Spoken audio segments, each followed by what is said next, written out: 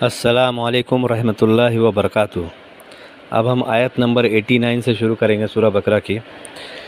اس سے پہلے دو ورڈ گزر چکا آیت نمبر 87 میں۔ ایک ہے قفہ۔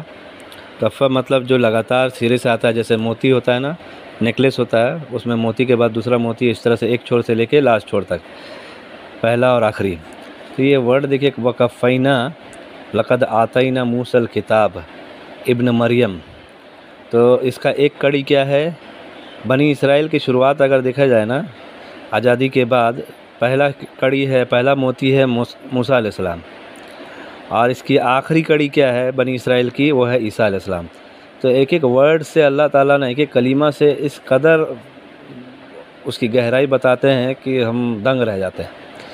اور پھر دوسرا ورڈ دیکھیے کیا ہے؟ لا تہوا انفسکم، آیت نمبر 87 میں ہے کہ اس کا مطلب کیا ہے؟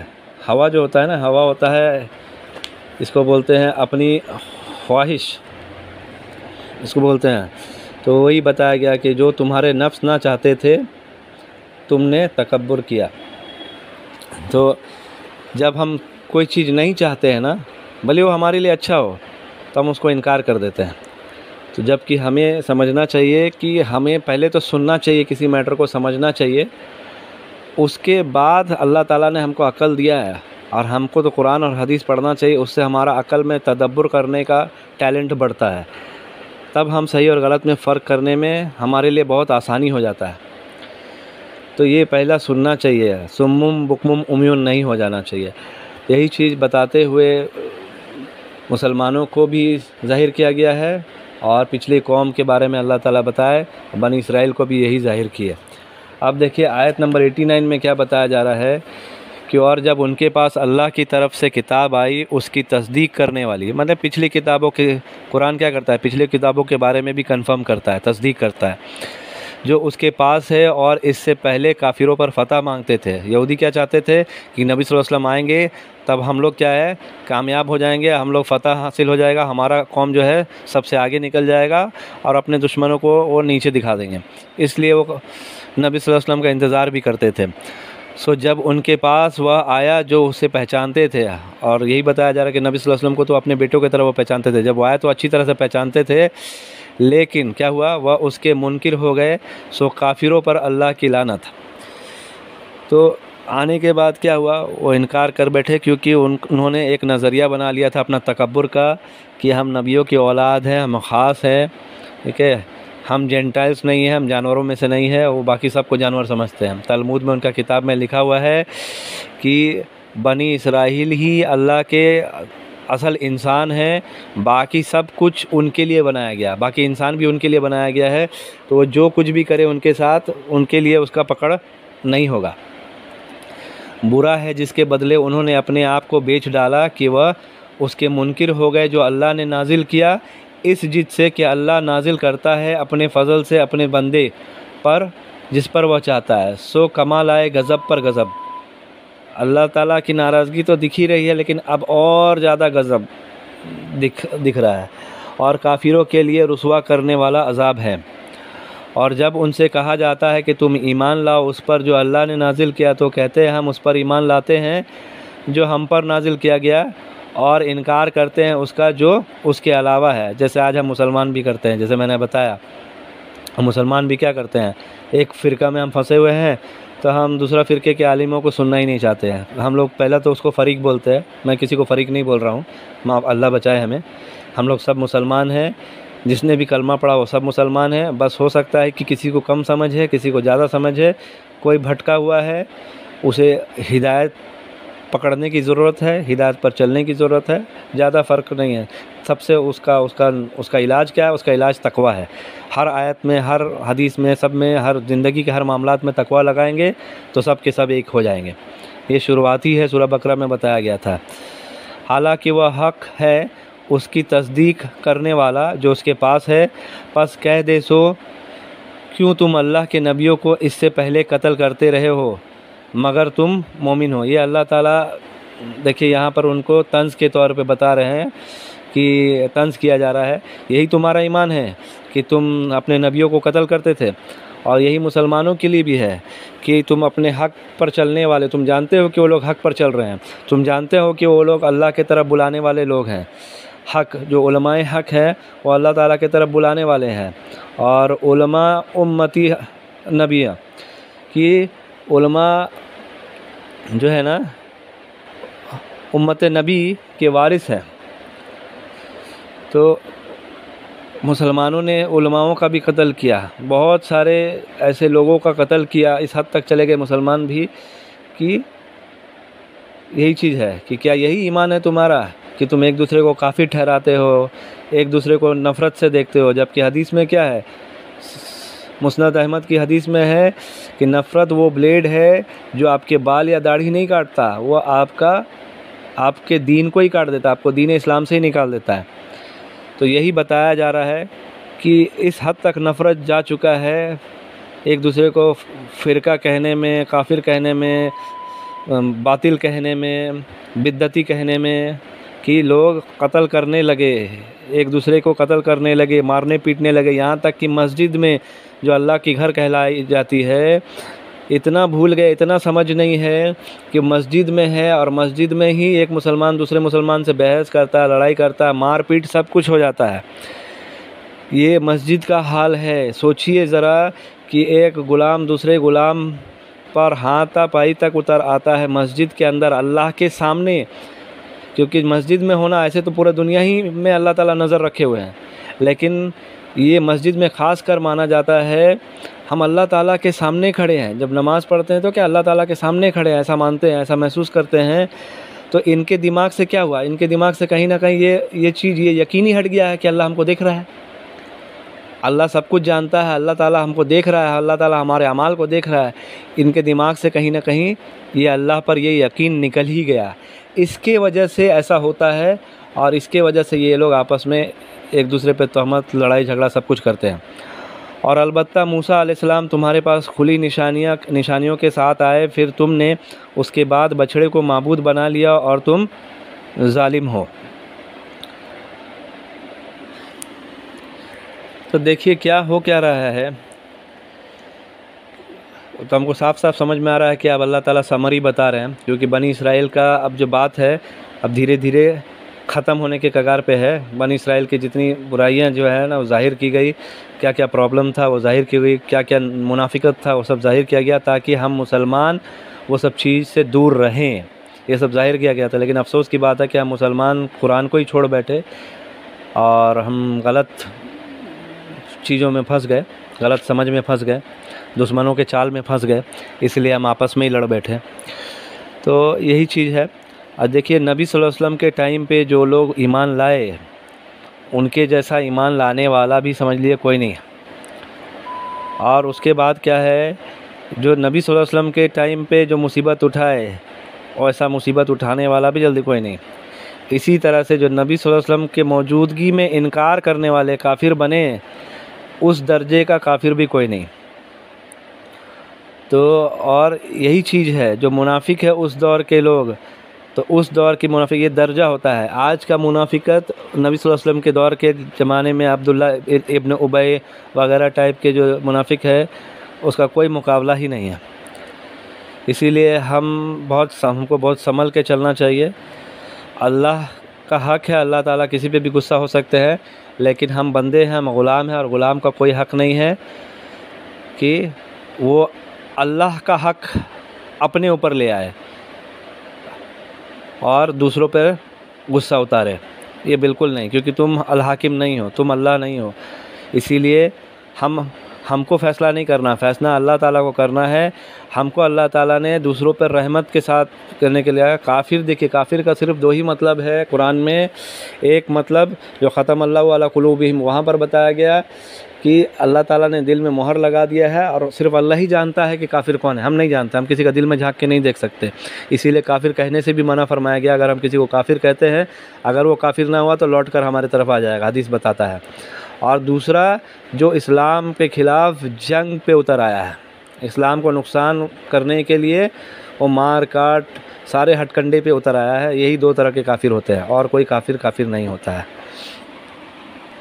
اسی لیے ہم لوگوں کے خلاف غلط امیج نہ بنائیں، غلط نظریہ نہ بنائیں۔ جو ہمارے استاد ہیں نعمان علی خان، وہ ابراہیم علیہ السلام اور حج کی خاصیت کے بارے میں ایک بیان کر رہے تھے۔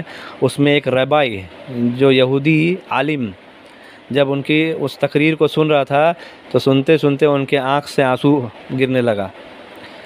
تو اللہ تعالی ہمیں صحیح سمجھنے کی توفیق عطا فرمائے۔ سارے کے سارے یہودی کافر نہیں ہیں، سارے کے سارے یہودی منافق نہیں ہیں، ٹھیک ہے۔ اس میں سے بہت سارے یہودیوں نے اسلام بھی قبول کیا تھا نبی صلی اللہ علیہ وسلم کے دور میں، اور بعد میں بھی بہت سارے یہودی اسلام قبول کرتے رہے ہیں۔ جو حق ظاہر جن کا ہو جاتا ہے، جن کو حق سمجھ میں آ جاتا ہے، وہ حق پر چلنے لگتے ہیں، سچ پر چلنے لگتے ہیں۔ اس میں ایک الفاظ ہے آیت نمبر 90 میں کہ بما انزل اللہ بغین۔ یہ جو بغین لفظ ہے نا، اس کا مطلب ہم لوگ تھوڑا سمجھتے ہیں، ان ینزل اللہ من فضلہ، کہ اللہ تعالیٰ اپنے فضل سے جس کو چاہتا ہے عطا فرماتا ہے۔ تو اب یہ جو بغین ہے، یہودیوں کا معاملہ کیا تھا؟ بغین کسے کہتے ہیں؟ حسد جو ہوتا ہے نا، حسد ہوتا ہے کسی کے خلاف جلسی، حسد ہونا، جلسی آ جانا، عرشا، تو یہ حسد کہلاتا ہے۔ لیکن بغین کیا ہے؟ یہ حسد سے بھی اوپر ہے۔ یہ ایسا جلسی ہے کہ آپ اس جلسی میں مطلب سمجھو اس حسد میں آپ ایک دم جلے جاتے ہو، اور یہ سب سے خطرناک طور کا حسد ہے۔ حسد کے درجے میں سب سے اونچا بغ کو کہتے ہیں، بغین، ٹھیک ہے۔ اس حد تک کہ آپ ظلم کرنے پہ، اسے مارنے پیٹنے تک پر آ جاتے ہیں۔ تو یہی معاملہ جو ہے نا، بغین کا معاملہ بہت سارا چل رہا ہے، چل رہا تھا۔ اللہ تعالی ہم کو اس سے حفاظت فرمائے، آمین۔ نبی صلی اللہ علیہ وسلم کے دور میں جو ہے نا، صحابہ سب وہ قرآن کو قرآن نہیں سمجھتے تھے، کیونکہ وہ قرآن مصحف کے طور پہ تیار بھی نہیں تھا، وہ کتاب کے طور پہ تیار بھی نہیں تھا۔ قرآن وحی کے طور پہ آتا تھا، اور وہ لوگ اس کو کتاب کے طور پہ نہیں سمجھتے، بلکہ یہ ایسا سمجھتے کہ ایک نبی اللہ کے طرف سے چنا گیا ہے، اور یہ اللہ کی بات ان کو بتا رہا ہے۔ تو جو بھی بات ہوتی تھی نا، وہ سوچتے تھے جو بھی بات وہ سن رہے ہیں وہ اللہ کی بات سن رہے ہیں، اور اللہ سے بات سن رہے ہیں، ایسا وہ محسوس کرتے تھے۔ جبکہ نبی صلی اللہ علیہ وسلم معاذ اللہ نہیں ہے۔ بتانے کا مطلب ہے کہ تم نبی کو عبادت میں اللہ کے ساتھ شریک نہیں کر سکتے، لیکن ہر معاملے میں، باقی سارے معاملے میں کیا ہے کہ نبی صلی اللہ علیہ وسلم جو تمہیں دے دے وہ لے لو، ٹھیک ہے۔ نبی صلی اللہ علیہ وسلم کی اطاعت اللہ کی اطاعت ہے، نبی صلی اللہ علیہ وسلم کی فرما برداری اللہ کی فرما برداری ہے۔ تو اسی لیے نبی صلی اللہ علیہ وسلم جو بتاتے، جو بات بولتے، وہ اپنی طرف سے نہیں بولتے، وہ اللہ کی طرف سے بولتے۔ تو اس نظریے سے وہ لوگ اس چیز کو محسوس کرتے کہ وہ اللہ سے بات کر رہے ہیں، وہ محسوس کرتے، حقیقت میں نہیں، محسوس کرتے۔ اس لیے ان کا ایمان بھی بہت اونچا ہوتا، اور اس کی اہمیت، آیت کی اہمیت، حدیث کی اہمیت ان کی زندگی میں بہت زیادہ ہوتی۔ اللہ بھی ہم کو اس کی توفیق عطا فرمائے، آمین۔ اب جو بات آ رہا ہے نا آیت نمبر 92 میں، 92 میں، کہ اور البتہ موسیٰ علیہ السلام تمہارے پاس کھلی نشانیوں کے ساتھ آئے، پھر تم نے اس کے بعد بچھڑے کو معبود بنا لیا اور تم ظالم ہو۔ ہم اس سے پہلے دیکھ چکے ہیں، اس کی پہلے والی آیت کیا ہے؟ اگر تم مومن ہو، پہلے قتل نبیوں کو اس سے پہلے قتل کرتے رہے ہو، اگر تم مومن ہو۔ تو اللہ تعالیٰ طنز میں کیا بتا رہا ہے کہ یہی تمہارا ایمان ہے کہ تم نبیوں کا قتل کرتے تھے، اور یہاں پر اللہ تعالیٰ بتا رہے کہ یہی تمہارا ایمان ہے۔ اصل میں تم موسیٰ علیہ السلام نبیوں کا خلاف نہیں کرتے تھے، یہ اصل میں کرائم تھا اللہ کے خلاف، کہ وہ لوگ بچھڑے کو معبود بنا لیے تھے، بچھڑوں کی پوجا شروع کر دیے تھے۔ تو اتنا سارا نشانی دیکھنے کے بعد بھی، اللہ کی نشانی دیکھنے کے بعد بھی، اور ان کا رسول ان کے پاس موجود تھا، اس کے باوجود بھی ہارون علیہ السلام تھے، موسیٰ علیہ السلام 40 دن کے لیے یا 40 راتوں کے لیے، جو بھی بول لیجئے، وہ ان سے دور ہوئے۔ صرف 40 دن میں وہ اپنے دین سے پھر گئے، تو وہ سالوں سال، ہزاروں سال کیسے اس دین پہ ٹکے رہتے۔ یہی چیز بتا رہے ہیں کہ اللہ تعالیٰ کے خلاف یہ لوگ چلے گئے۔ تو یہ بہت بڑا بات ہے جو اللہ تعالیٰ ان کو بتا رہے ہیں کہ تم اللہ کے خلاف مت جاؤ۔ اور یہی حال مسلمانوں کا بھی ہے۔ مسلمانوں میں دیکھیے شرک گھس چکا ہے، مسلمان بھی اللہ کی کتاب پڑھتے، اللہ کی کتنی نشانیاں وہ پڑھ چکے، اس کے باوجود بھی ایسا کر رہے ہیں۔ اللہ تعالی ہماری حفاظت فرمائے ان سب چیزوں سے، ان سب برائیوں سے، آمین۔ اب ہم ایک چیز غور کر رہے ہیں کہ اس سے پہلے یہ سب باتیں لگ بھگ ہو چکی ہیں، دیکھیے، اور جب ہم نے تم سے پختہ عہد لیا، کیا اس طرح کی بات پہلے بھی ہو چکی ہے نا سورہ بقرہ میں، اور تمہارے اوپر کوہ طور بلند کیا، اس طرح کی بات پہلے ہو چکی ہے، اور کہا جو ہم نے تمہیں دیا ہے مضبوطی سے پکڑو اور سنو، تو وہ بولے ہم نے سنا اور نافرمانی کی۔ قرآن ہمیں یہ بتا رہا ہے کہ اس نے کیا کہا، سمیعنا و عصینا، اور ان کے دلوں میں بچھڑا رچا دیا گیا ان کے کفر کے سبب، مطلب ان کے دلوں میں شرک رچا دیا گیا، ان کے دلوں میں ان کا تکبر رچا دیا گیا۔ کہہ دے کیا ہی برا ہے جس کا تمہیں حکم دیتا ہے تمہارا ایمان۔ اللہ تعالیٰ وہی طنز میں بتا رہے ہیں ان کو کہ بھائی یہی تمہارا ایمان ہے پھر، اگر تم مومن ہو۔ جبکہ ہم اگر بائبل میں دیکھتے ہیں نا، ڈیوٹرونمی میں، ہیبرو بائبل میں، ڈیوٹرونمی چیپٹر 5 ورس نمبر 27 میں لکھا ہوا ہے، وی شمانو وی اسینو۔ یہ ہیبرو بائبل ورس نمبر 27 میں ہیبرو سے اٹھایا گیا ہے، یہ جس کا مطلب یہ نکلتا ہے کہ وہ سمیعنا و اطعنا، جب کوہ طور کا پہاڑ ان کے اوپر، اور لازم بات ہے کہ بھائی کوہ طور کا پہاڑ، ایک پہاڑ اگر ہمارے سر کے اوپر ہے تو ہمارے پاس کوئی راستہ بھی نہیں ہے، ہم نافرمانی کر بھی نہیں سکتے، ٹھیک ہے، لیکن اتنا سختی کیوں ہے یہ سب میں پہلے ہی بتا چکا ہوں۔ لیکن اصل میں اللہ تعالیٰ بتاتا ہے کہ انہوں نے ضرور اپنے منہ سے جو کہا، لیکن ان کے دل میں کیا تھا، وہ سمیعنا و عصینا، انہوں نے سنا اور نافرمانی کی۔ آج کہیں نہ کہیں مسلمان کا حال بھی یہی ہو چکا ہے، ہم سنتے ہیں، ہم قرآن کی آیت سنتے ہیں، قرآن حدیث سنتے ہیں، لیکن ہم اس کو مانتے نہیں ہیں۔ تو ہم بھی وہی ہیں، سمیعنا و عصینا والا معاملہ ہمارے اندر بھی آ گیا ہے۔ تو ہم کس حد تک نبی صلی اللہ علیہ وسلم کی وہ حدیث ثابت ہوتی ہے کہ ہم بہت سے جو ہے مسلمان ہیں نا، وہ یہودیوں کے طریقے پہ چلیں گے، پچھلی قوم کے طریقے پہ چلیں گے، اور ہم دیکھ رہے ہیں قرآن ہم کو آئینہ دکھا رہا ہے۔ اب یہاں پر غور کرنے کی بات ہے کہ ریپیٹیشن تو ہو رہا ہے، ریپیٹیشن کیوں ہو رہا ہے اور اس کا تعلق کیا ہے، یہ ایک معجزہ ہے قرآن کا، وہ انشاءاللہ آگے جب ہم پڑھیں گے تو دکھائیں گے۔ پہلے بھی ہم دکھا چکے ہیں کس طرح سے رنگ اسٹرکچر میں اللہ تعالیٰ جیسے کائنات کو سجایا اسی طرح سے اس قرآن کو بھی سجایا اللہ تعالیٰ نے، وہ اس میں معجزہ دکھاتے ہیں اور آسانی بھی کر دیتے ہیں۔ کیونکہ اگر ریپیٹیشن ہوتا ہے تو اس سے یاد رہنے میں سمجھ میں آتا ہے، اور ایک بات ہم دکھائیں گے انشاءاللہ، کوشش کریں گے۔ لیکن ابھی یہاں پر دیکھیے، سمیعنا و عصینا و اشربو، یہ جو شرب لفظ ہے نا، اس کا مطلب ہوتا ہے پینا، ٹو ڈرنک، پینا، عربی میں شرب بولتے ہیں، شرب، پیو، ٹو ڈرنک۔ اب دیکھیے یہاں پر ایسا کیوں کہا گیا ہے کہ وہ ان کے دل، ان کو کیا ہے، ان کے دل میں، اور بار بار یہ دل پہ اللہ تعالیٰ زور دیتے ہیں بار بار، تو دو چیز ہے، ان کے دل میں انہوں نے بچھڑے کو پی لیا۔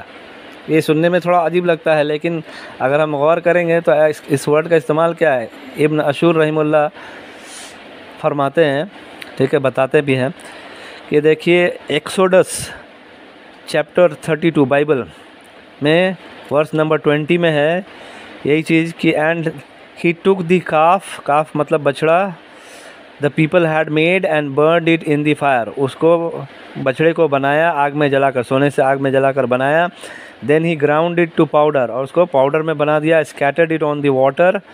تو موسیٰ علیہ السلام نے کیا کیا ہے، یہ موسیٰ علیہ السلام نے کیا مطلب کیا کیا، اس کو جلا کے اس کو پاؤڈر بنا دیا، پاؤڈر میں بنا کے پانی میں ملا دیا، اور پانی میں ملا کے اسرائیلیوں کو پلا دیا، یہ بائبل میں لکھا ہوا ہے، ٹھیک ہے۔